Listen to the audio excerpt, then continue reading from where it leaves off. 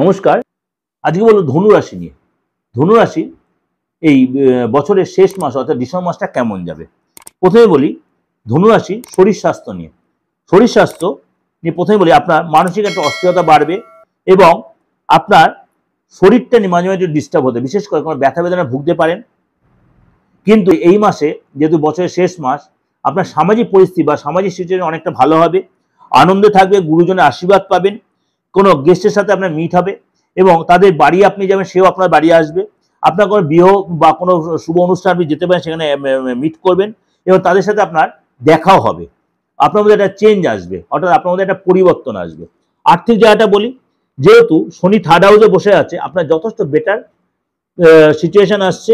আটকে থাকা অর্থ পাবেন, আটকে থাকা যে কাজগুলো সেগুলো আপনার সাকসেস পাবেন।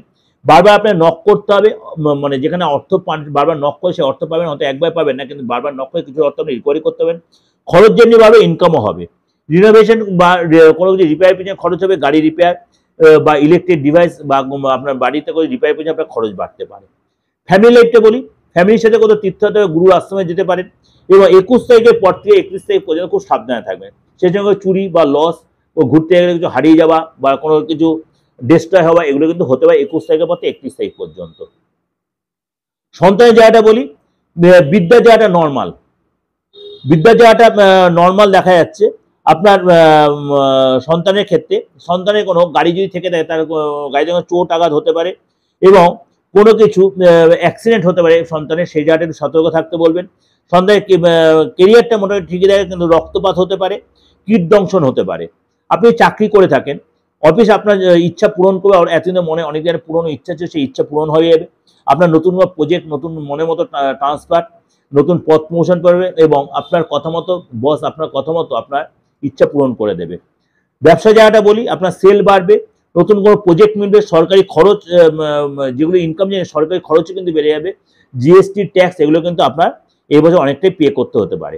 দাম্পত্য লাইফ বলি, আপনার পার্টনারের স্থান চেঞ্জ হবে, সে কাজের জায়গা বলুন, থাকার জায়গা বলুন বা আপনার স্টুডেন্ট যদি হয় তার হোস্টেল বলুন, কোচিং বলুন, টিচার জায়গা বলুন, এগুলো চেঞ্জ হতে পারে। নতুন জব পেতে পারে আপনার পার্টনার বা আপনি নিজেও।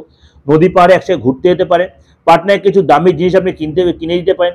নিজের ইচ্ছা মতো কিছু জিনিস তাকে গিফট দিতে হতে পারে এবং পার্টনার আপনাকে কিছু দিতে, অর্থাৎ রিলেশন আগের চেয়ে অনেকটাই বেটার হবে।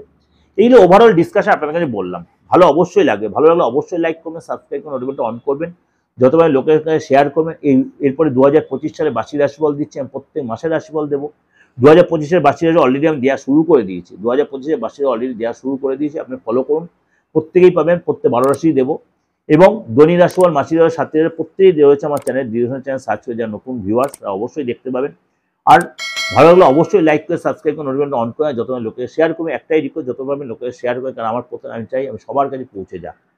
আর যোগাযোগ করতে হলে 89107325 9433960106। নমস্কার, ভালো থাকবেন।